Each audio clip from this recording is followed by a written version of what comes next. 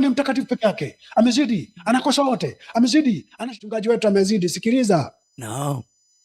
Hautakuja uheshimiwe wala kusikilizwa, ndio, isipokuwa wale waliokupinga, no. wale ambao walikubishia, wale ambao wamekutukana, wakwame mahali, waharibikiwe mahali, no. Alafu iwe ni vile ulivyokuwa unaongea wewe wakabisha. Ndio hugeuka kuwa wahubiri wa kuambia watu wengine wasikubishie. Amen. Hakuna ambaye alianza kusikilizwa tu peke yake, kuheshimiwa tu peke yake, kuogopwa tu peke yake, kutetemekewa tu peke yake. Hawa walioua ndugu zangu, ndio walionitesa hivi, wanaoniwinda hivi, no. Kama Mungu anaona vema mimi niwe hai, ndio litakapowapata jambo ambalo nilikuwa naliongea, ndio watakimbia kwenda kuambia wengine, huyu msibishane naye. Amen. Huyu msipambane naye. Yuko Mungu awezaye kumtetea. Amen. Maneno anayosema hayo yanaishi. Maneno anayosema hayo ni pumzi ya Mungu, mpaka mtu ajue wewe ni pumzi ya Mungu. Ni mpaka kimkute, hasa uliyebishana naye mwenyewe. Ukienda Musa kwa Farao, Farao alimwambia, kwani huyo Mungu ni nani? Huyo Bwana ni nani aliyekutuma? Kitendo cha Farao kumbishia Musa, kumdharau Musa na Mungu wake, ndicho kitendo kilichofanya Farao na Israeli na Misri yote kutangaza kote duniani kwamba Mungu wa hao jamaa mumpishe. Huyo Mungu mpisheni. Mpisheni huyo Mungu. Kwa baadhi walijitutumua njiani wakasema tumpishe kama nani, na wenyewe walipitiwa wakaanza kuhubiri mbele. Amen. Amen. Ndo walioenda kuhubiri na Yeriko.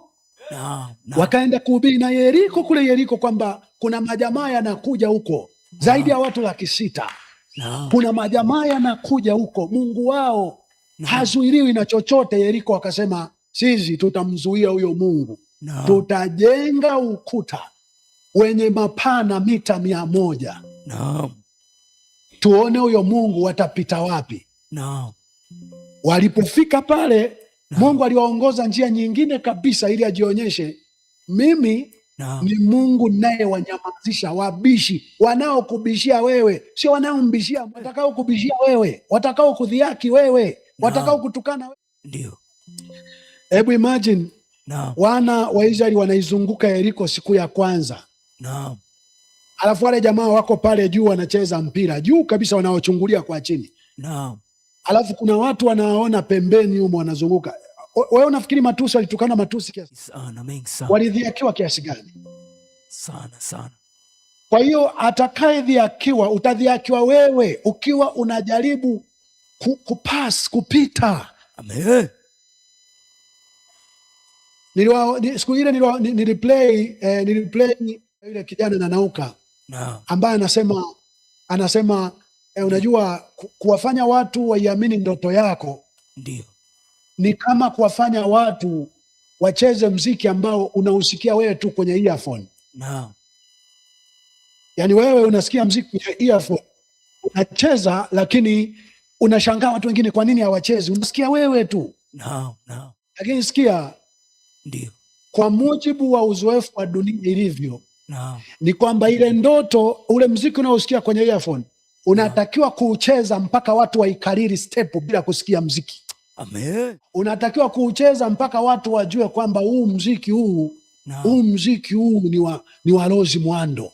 Amen. Waangalie midomo, waangalie stepu, wanaona ni shikiria, wanakuwa na muda wote mziki hawasikii, lakini wanaona muda wote unashikiria, shikiria, utamu Yesu, utamu.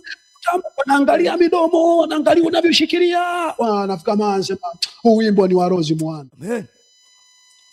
Au tu wakati fulani wanakuona tu popote ulipo, fungua mlango tuingie. Fungua mlango tuingie. Ndivyo walivyolia. Wanaona unahangaika, unagonga mahali. Anasema hii itakuwa Noa ya mbarikiwa hii. Amen. Noa, kwa sababu kipande kenyewe unakuta ni kafupi tu. Wamama walilia